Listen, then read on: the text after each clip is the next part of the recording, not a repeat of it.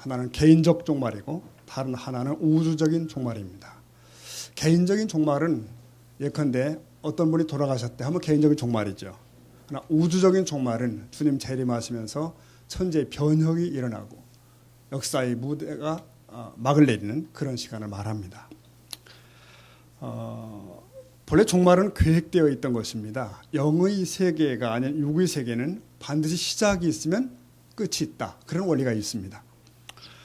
현대에 오면서 과학자들은 우주의 시작, 우주의 기원으로 대폭발을 인정합니다. 그러니까 소위 빅뱅 이론이죠. 약 100억 37억 년 전, 137억 년 즈음에 대폭발이 있었다는 거예요, 먼지. 그리고 그 팽창으로 인해서 우주가 만들어졌다. 이렇게 얘기하는 것인데 결국 그 얘기는 우주가 우연히 있는 것이 아니라 뭔가 시작이 있었다는 얘기고 그 얘기는 다시 끝이 있다는 걸 전제하게 된 겁니다. 그러니까 현대 과학자들은 자신들도 모르는 사이에 우주의 끝을 인정하는 입장이 된 겁니다. 여러분, 우리의 기독교 신앙의 근거가 되는 성경은 처음부터 종말을 잉태하고 있습니다. 성경의 서두는 태초에 하나님의 천지를 창조하셨느니라 이렇게 시작되죠. 그러므로 그 끝이 이미 예고되었다고 말할 수 있습니다. 하나님께서는 아담에게 선악을 알게 하는 그 나무의 실과를 먹으면 정녕 네가 죽으리라 라고 말씀하심으로써 종말의 개념을 발설하신 적이 있으시죠.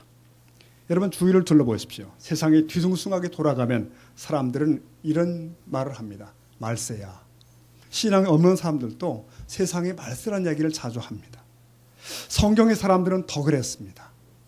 노아의 경우는 사람들이 먹고 마시고 시집가고 장가가고 그럴 때 하나님의 경고에 따라서 심판 대비용 방주를 만듭니다. 롯은 사악한 세상을 근심하여 날이 저무는데도 하염없이 소돔 성문에 앉아있던 사람입니다. 예레미야는 유다 왕국의 종말을 예감하며 눈물을 흘렸던 눈물의 선지자죠. 예수님께서도 멸망당할 예루살렘을 바라보시면서 눈물을 흘리셨습니다. 표적을 보여달라고 하는 그들에게 주님은 이렇게 말씀을 하셨습니다. 마태 16장 3절 보면은 너희가 천기는 분별할 줄 알면서 시대의 표적은 분별할 수 없느냐라고 말씀하심으로써 다가오는 심판을 말씀한 적이 있습니다. 자, 이렇듯이 우주의 종말을 숙명적으로 앞에 두고 있는 인류는 창세로부터 시작하여 지금까지 종말에 대한 끈질긴 두려움 속에서 살아왔다 말할 수 있습니다. 여러분, 종말이 가까울수록 어떤 현상이 있습니다. 무질서, 인륜의 파괴, 양심의 마비 뭐 이런 것들이 있는 거예요. 특히 사회학이 만연할 때 의식이 있는 사람들은 종말을 느끼게 되고 심판을 얘기하곤 했습니다. 특히 종말적 현상의 가장 대표적인 것은 뭔지 아십니까? 바로 성적인 타락입니다. 어느 시대나 어느 사회나 마찬가지예요. BC 2000년 사해바다 주변에 소돔성이 있었습니다. 그들의 폐역함은 당시대의 대표적인 상태였을 겁니다. 그들은 여호와의 하나님의 심판을 자초하게 되죠. 이 성을 멸망시키기 전에 두 천사가 소돔성에 도착합니다. 의인 한 가정을 구출하기 위함이죠. 그런데 성 주민들이 몰려듭니다. 그 두 나그네를 내놓으라는 거예요. 창세기 19장 5절에 보니 이런 말씀이 있습니다. 이 동리 그 주민들이 말하기를 이 저녁에 내게 온 사람이 어디 있느냐 이끌어내라 우리가 그들을 상관하리라. 네. 여기서 특별히 이 두 천사가 완전한 사람의 형태로 왔는데 수려한 청년의 모습이었을 겁니다. 그랬더니 그걸 본 소돔성 주민들이 저녁에 몰려와서 고함을 지르는 겁니다. 내놔라. 우리가 그들을 상관하리라. 여기서 상관하리라는 말은 영어 성경에서는 레이프라고 합니다. 강간하다는 뜻이죠. 특별히 이 부분에서는 동성애를 가리키는 것입니다. 성적 타락의 종착점은 동성애라고 말들을 합니다. 그들은 주민들끼리는 이미 실증이 난 거예요. 네, 새로운 상대가 필요합니다. 소돔은 그런 곳입니다. 그래서 지금도 동성연애자를 소도미스트라고 부릅니다. 다음날 소돔성은 통째로 그 유황불을 뒤집어쓰고 사해바다 밑에 잠들게 되죠. 자, 그랬다고 해서 이 패역한 죄악이 끝난 거 아닙니다. 오늘 본문의 말씀은 1세기를 얘기하는데 1세기 고린도 지방을 얘기하는데 그곳에서도 같은 일이 반복되는 것이죠. 고린도는 당시에 잡다한 인종들이 밀집된 곳이고 동서 문화의 교류 지점이다 보니까 혼잡을 이루게 됐고 특히 음란과 우상 숭배의 대명사가 되었습니다. 저기 보이는 맨 위의 신전이 바로 우상 신전입니다. 그런 악한 습관을 버리지 못한 채 교회로 들어오는 성도들이 있었습니다. 사도 바울이 무섭게 경고를 했습니다. 오늘 본문의 말씀이죠. 특히 9절 말씀을 다시 보시면은 불의한 자가 하나님의 나라를 유업으로 받지 못할 줄 알지 못하느냐, 미혹을 받지 말라. 그 다음 읽어보십시오. 음행하는 자나 우상 숭배하는 자나 간음하는 자나 탐색하는 자나 남색하는 자 등등 좋습니다. 자, 불의한 자 혹은 죄를 끌어안고 있는 자는 하나님의 나라를 유업으로 받을 수 없다고 하는 단호한 경고가 여기에 있습니다. 그러면서 여러 종류의 악들을 예를 들었는데 거기 나오는 거 보십시오. 음행하는 자, 우상 숭배하는 자, 간음하는 자, 탐색하는 자, 그리고 남색하는 자. 여러분이 공통점이 느끼십니까? 이 5가지의 공통점이 있습니다. 성적인 타락입니다. 근데 우상 숭배는 뭐예요? 당시 이방 신전들은 숱한 여사제들을 고용했고 공공연한 음란이 있었습니다. 남색하는 자는 말할 것도 없이 동성연애를 의미합니다. 사도 바울은 이런 류의 죄악들을 가지고는 절대로 하나님 나라를 천국을 상속받을 수 없다고 선언하는 것입니다. 자, 오늘 이제는 우리가 20세기, 21세기입니다. 오늘날은 어떻습니까, 여러분? 사람들은 무제한적인 자유를 외치고 있습니다. 성적인 것도 자유라고 말하는 것입니다. 간음죄마저 폐지되었고 모두가 다 개인의 영역이라고 생각합니다. 그러면 동성애는 어떻게 됐을까요? 동성애가 아니라 이제는 동성 결혼으로까지 갑니다. 그래서 남자가 남자와 결혼하게 되고 여자가 여자와 결혼합니다. 상상이 잘 안 되시죠, 여러분? 지금 전 세계에서 약 14개국이 인정하고 있는 추세라고 그럽니다. 그러나 여전히 전 세계 90% 이상의 나라들에서는 이것은 합법이 아니며 특히 아시아에서는 단 한 개의 나라도 없습니다. 그런데 동성애를 인정하는 나라들은 성적인 타락을 법적으로 허용하는 나라들입니다. 다 비슷합니다. 특히 오늘날은 중남미는 동성애가 가장 빠르게 번지는 곳입니다. 브라질 수도에서는 97년 이래 세계 최대의 동성애 축제가 벌어지고 있습니다. 정부는 이 축제에 몰려든 사람들의 돈을 벌기 위해서 갖가지 홍보에 나서고 있다는 것이에요. 그 전에는 호주 시드니에서 열리는 동성애 축제가 가장 컸다고 그럽니다. 그래서 호주 공영방송이 이 행사를 전국에 방영을 한 거죠. 자, 한국으로 와봅시다. 한국은 어떨까요? 네, 음지에 숨어있던 동성애자들이 고개를 들기 시작합니다. 문화축제라는 탈을 쓰고 동성애자들이 집단으로 움직이기 시작한 거죠. 특히 작년에 열린 퍼레이드가 있습니다. 그때 참가자들이 노출이 심각했고 엉덩이가 노출된 옷을 입은 남성과 속이 비친 옷이 비치는 어떤 그 여성들, 벗은 남성들이 트럭에서 선정적 춤을 추는 모습들이 보도된 바가 있습니다. 그리고 금년 지난 주중 6월 9일 날 화요일이죠. 서울시청학 광장에서 동성애 축제가 있었습니다. 원래 이 축제는 대대적으로 벌리려고 했던 건데 메르스가 눌러버린 거죠. 그래서 계획이 축소돼 버렸고 약 200명 정도가 모여서 생중계하는 식으로 진행이 된 걸 알고 있습니다. 그리고 그때 한쪽에서는 그것을 반대하는 기독교인들의 기도 모임이 그 자리에 벌어지고 있었습니다. 이 동성애 퀴어 축제에 참석한 서울시 인권위원장이라는 이가 이 기독교인들을 비난한 것 같습니다. 그가 이런 말을 한 거죠. 단언컨대 혐오 세력은 표현의 자유가 아니라 동성애자들의 존엄성을 짓밟는 폭력이라고 지목을 했습니다. 오늘의 공권력은 오히려 이렇게 이제 동성애를 보호하는 측면으로 가고 있는 추세입니다. 자, 성도 여러분, 동성애는 선천적일까요? 어떤 이들이 그렇게 얘기합니다. 누구는 타고날 때부터 동성을 좋아할 수밖에 없다는 거예요. 그러나 의학적인 연구가 거듭된 결과는 그렇지 않습니다. 그렇지 않다는 거예요. 후천적이고 대부분 성장하면서 그런 경향으로 고착된다는 거죠. 이게 심각한 건데 성적 정체성이 아직 확고하게 자리 잡지 않은 청소년기의 아이들 같은 경우는 자칫하면 이러한 흩어진 사회 분위기에 물들어서 동성애자로 자기를 알고 그렇게 살아갈 수가 있게 된다는 거예요. 제가 이 말씀을 준비하면서 저희 지난날을 가만히 생각을 해봤습니다. 중학교 시절에 짝꿍 녀석하고 무지하게 친했습니다. 정말 친하게 지내는데 하루 종일 같이 지내잖아요. 그리고 집에 가서 또 편지를 쓰는 겁니다. 편지가 오고 가고. 나중에는 이제 우편엽서로 쓰기 시작했습니다. 근데 우편엽서가 적잖아요. 그러니까 지면이 적으니까 쓰다가 모자라니까 종이를 붙여가지고 또 썼는데 이게 이제 걸려서 우체국으로 벌금을 이제 받았던 기억도 있습니다. 생각해보니까 요즘 사회 같은 분위기였으면 아마 그랬을 것 같아요. 야, 난 남자를 좋아하는가 보다. 나는 아마 동성애자인가 봐. 아마 그랬을 수 있지 않겠나 싶어져요. 남자 동성애자들의 경우에 보통 군대 등에서 한두 번 경험 후에 자기를 동성애자로 착각한 채로 일생을 사는 사람이 많다는 거예요. 동성애 집착은 하나의 질병입니다. 치료가 가능하다는 얘기죠. 그런데 그들을 막무가내로 비판하고 비난하자는 것이 아닙니다. 40년간 동성애자로 살았던 이가 회심해서 목사가 된 분이 있는데 이요나 목사라고 하는 이는 평생을 바쳐서 이 동성애자들을 구출하는 데 혼신의 힘을 쏟고 있습니다.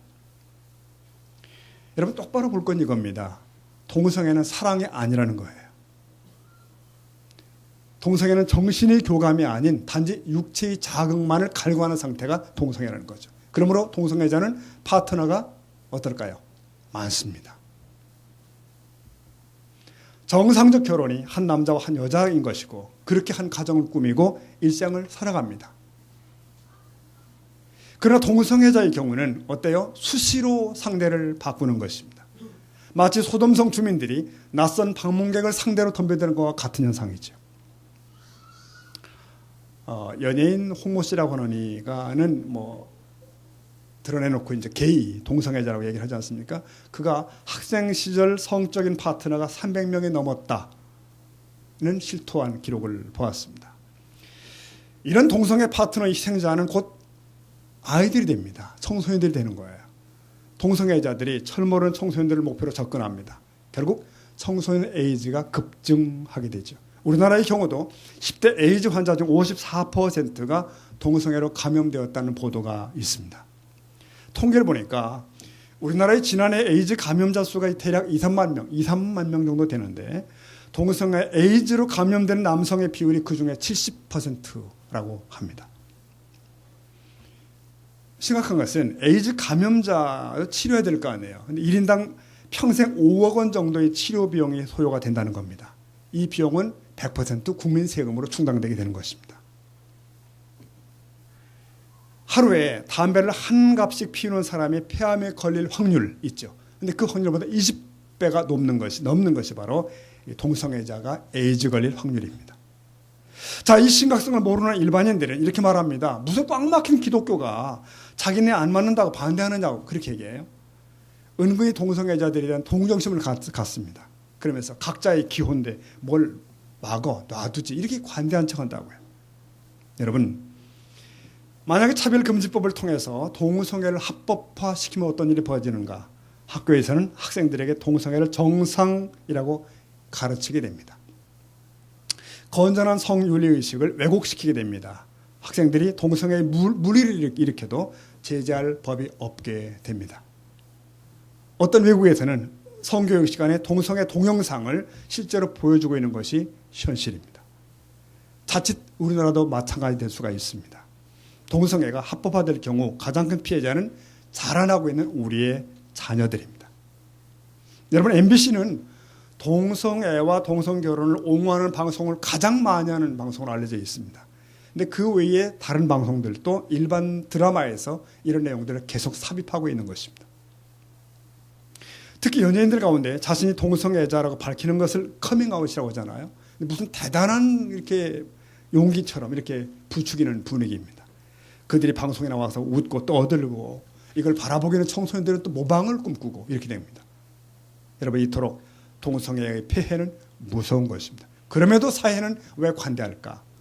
소위 성소수자 혹은 소수자 인권 보호라고 하는 가면을 쓰고 있는 것입니다. 사람들은 생각합니다. 그래, 누구든지 인권은 보장돼야 돼. 인권이 중요해. 이렇게 생각합니다. 성도 여러분, 인권보다 더 중요한 것이 있는 거 아십니까? 인권보다 더 영원한 가치가 있는 거 아십니까? 하나님이십니다. 하나님의 법도입니다.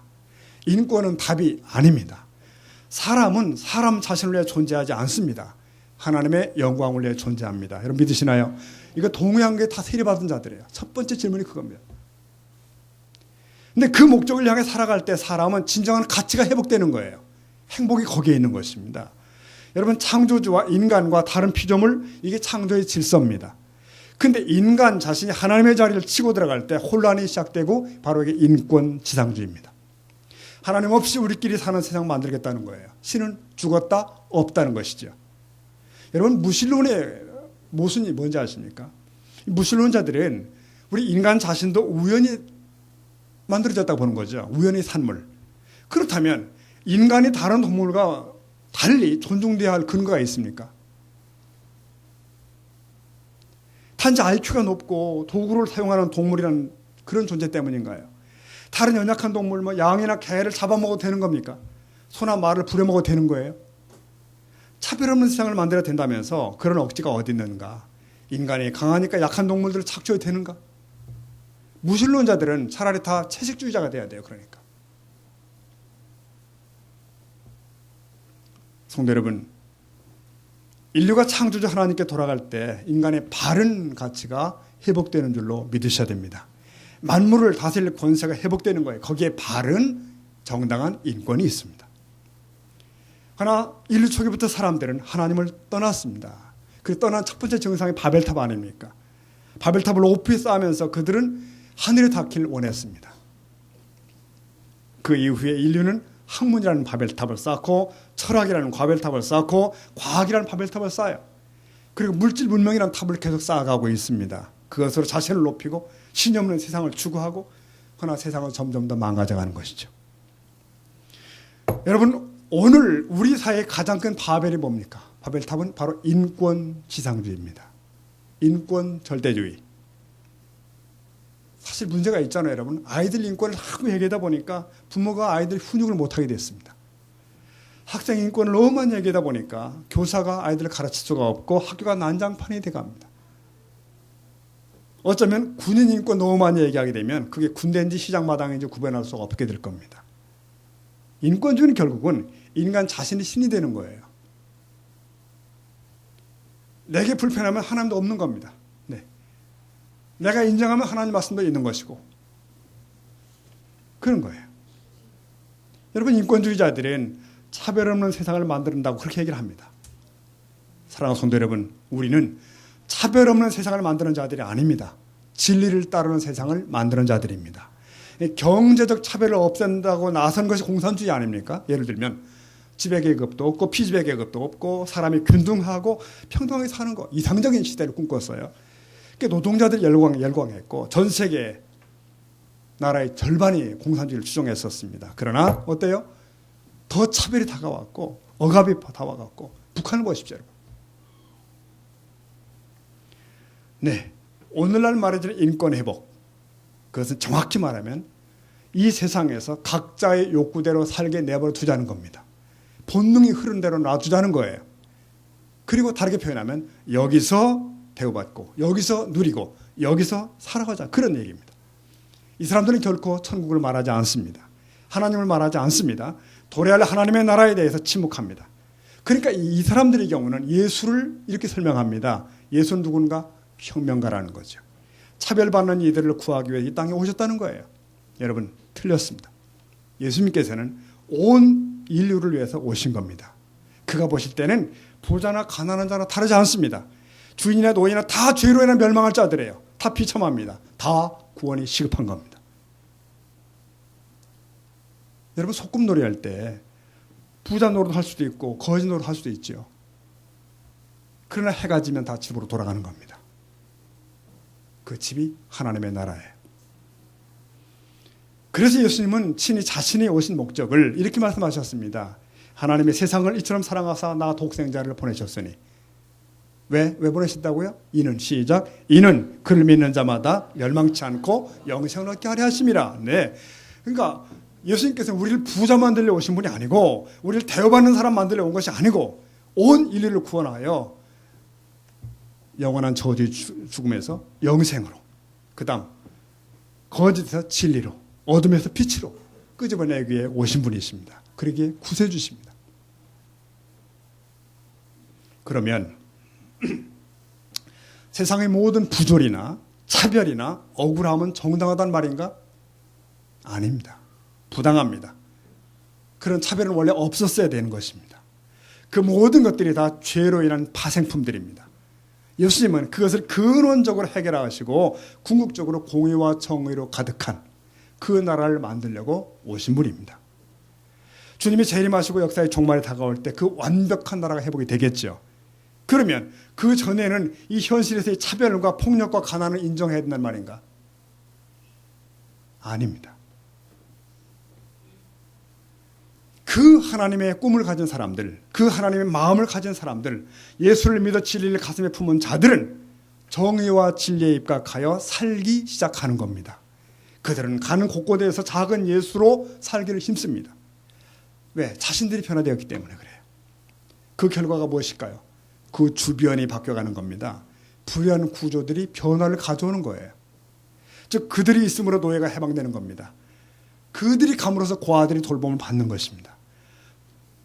그 변화된 주인들은 종들을 사랑하기 시작하는 겁니다. 즉 사회 구조를 바꾸어서 세상을 바꾸는 것이 아니라 사람을 바꾸어 세상이 바뀌어가는 원리, 이것이 복음이에요. 아무리 탁월한 법을 만들어도 그것을 집행하는 자들이 사이비이면 그 법은 쓸모가 없는 거죠. 아무리 탁월한 제도를 만들어도 그것을 운영하는 사람들이 가짜면 다 가짜입니다. 안 되는 것입니다. 여러분, 요즘 이겁니다. 우리는 인권이라고 하는 우리가 만든 잣대로 살아가는 자가 되어서는 안 된다는 것입니다. 태초일에 불변하는 하나님의 말씀이라는 잣대를 가지고 살아가야 될 줄로 믿습니다. 그 잣대로 모든 걸 측정하셔야 되고 시시비비를 가려야 되고 그 잣대로 가치 유무를 판단하는 거예요. 그러므로 인권지상주의는 아닙니다. 그렇다면 오늘 동성애를 합리화시키는 성소수자 인권이라는 것도 말이 되지 않습니다. 잘못된 것입니다. 속임수입니다. 그건 소수를 위해 다수를 압박하는 거예요. 더 나아가 하나님의 말씀을 위배하는 것입니다. 거스르는 것입니다. 여러분, 이 시간 우리는 이 동성애 문제 하나만을 놓고 얘기하는 거 아닙니다. 이제 우리 사회에 나타나는 모든 사회 이슈들을 보는 안목의 변화가 필요하다는 거예요. 무엇이 다가오든 간에 우리가 어떤 입장을 취할 것인가, 그겁니다. 여러분, 진리가 결론입니다. 믿으십니까 여러분? 진리가 결론입니다. 한 선교단체는 진리가 결론이 되게 하라고 외치는 표를 가지고 있던데, 그래요. 모든 그리스도인들이 외치할 것은 그겁니다. 진리가 결론인 것입니다. 한번 따라하십시다. 진리가 결론이다. 네. 그러니까 우리끼리 갑론을 박을 문제가 아니라는 거예요.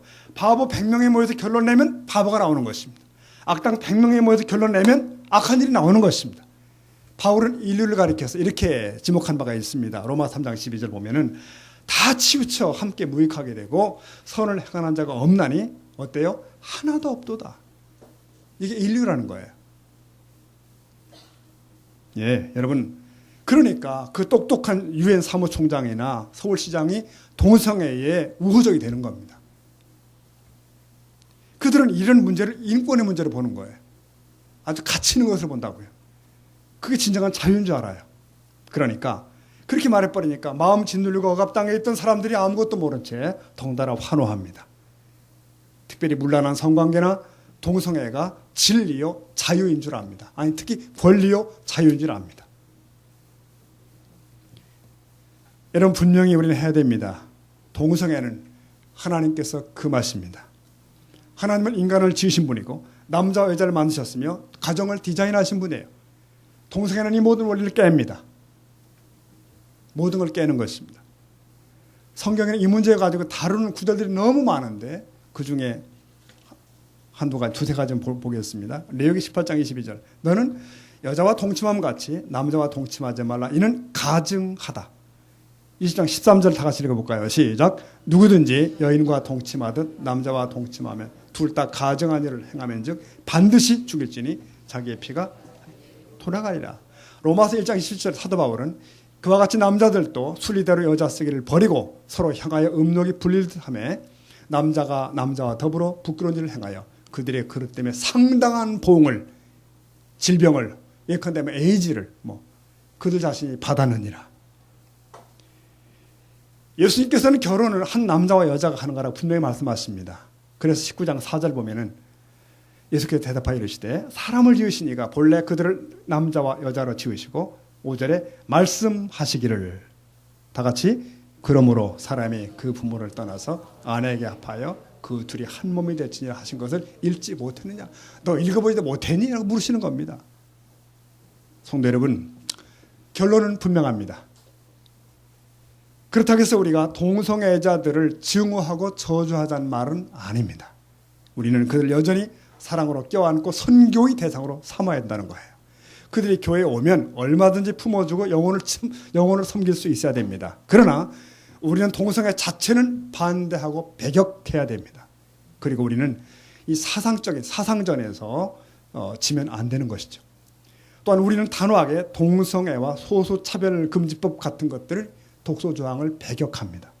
우리는 동성애자의 인권은 보호하되 그들로 하여금 치료를 통해 정상적 사회생활을 할 수 있도록 돕는 것이 필요함을 압니다. 건전한 비판의 자유마저 제한되면 안 되는 것입니다. 소수를 위한 흉포가 될 수가 있는 겁니다. 대다수 국민을 심각하게 역차별하는 일이 될 수가 있습니다. 자, 실감이 안 나시는 분들이 이렇게 말씀하고 싶어요. 이 심각한 것이 어느 날 우리 아들이 결혼을 하겠다고 남자아이를 데려왔다고 생각해 보십시오. 하나밖에 없는 딸아이가 신랑감으로 다른 여자애를 끌고 왔다고 생각해 보십시오. 이게 남일이라 생각했었는데 막상 자녀가 그렇게 되면 아마 땅을 치게 되겠죠. 우리 사회가 지금 그렇게 가고 있습니다. 여러분, 우리는 동성애를 비정상이라고 말할 수 있는 권리가 있습니다. 동성애는 다수와 소수에 관한 문제가 아니에요. 차별과 평등에 관한 문제도 아닙니다.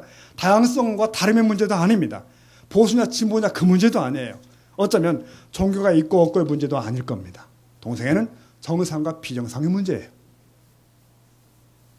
동성애를 정상이라 보는 사람은 없습니다. 동성애는 비정상입니다. 우리는 이것이 비정상이라 말할 수 있는 권리를 가지고 있는 겁니다. 우리는 동성애가 이 사회에 퍼지는 것을 막을 권리도 있습니다. 성도 여러분, 요즘 메르스 전염병으로 우리가 심란한데 이 전염병은 곧 끝날 겁니다. 그러나 우리 시대의 불길한 불청객 이 동성애는 계속 확산되어 갈 겁니다. 동성애를 방관하면 그 어느새 그것이 우리의 가정 속에 와 있을 수도 있습니다. 성도 여러분, 동성애가 선천적인 것이라고 말하는 자들을 조심하십시오. 사실이 아닙니다. 후천적인 것입니다. 동성애를 포용하는 것이 아름다운 것이냐 말하는 자들을 조심하십시오. 동성애는 포용될 수 있는 관용의 대상이 아닙니다. 자비를 베푸고 싶으면 장애인, 양로원, 어려운 이웃들 그들 찾아가셔야 돼요. 그게 자비예요. 성도 여러분, 타락한 성문화는 우리 곁에서 갖은 방법으로 우리를 유혹합니다. 어쩌면 세상과 마귀의 교묘한 합작품이라고 생각해요. 이거 어떻게 할 것인가? 나는 괜찮아. 그럴 것인가? 세상이 다 그런데 어쩔 수 없지. 그럴 것인가? 성경은 사단이 삼킬 자를 우는 사자와 같이 찾고 있다고 말씀하고 있습니다. 타락한 성문화를 통해서 우리와 우리들의 가정을 넘보고 있습니다. 어떻게 할 것인가? 누가 지킬 것인가? 여러분, 거룩하고 순결한 삶을 살기 위해서 각자가 애쓰는 성도가 될 수 있기를 바랍니다. 우리 사회가 될 수 있기 위해서 기도하셔야 됩니다. 그리고 나라를 위해 깨어서 기도하는 파수꾼 같은 그런 하나님의 사람들이 될 수 있기를 시간 주님의 이름으로 축원합니다. 기도하겠습니다.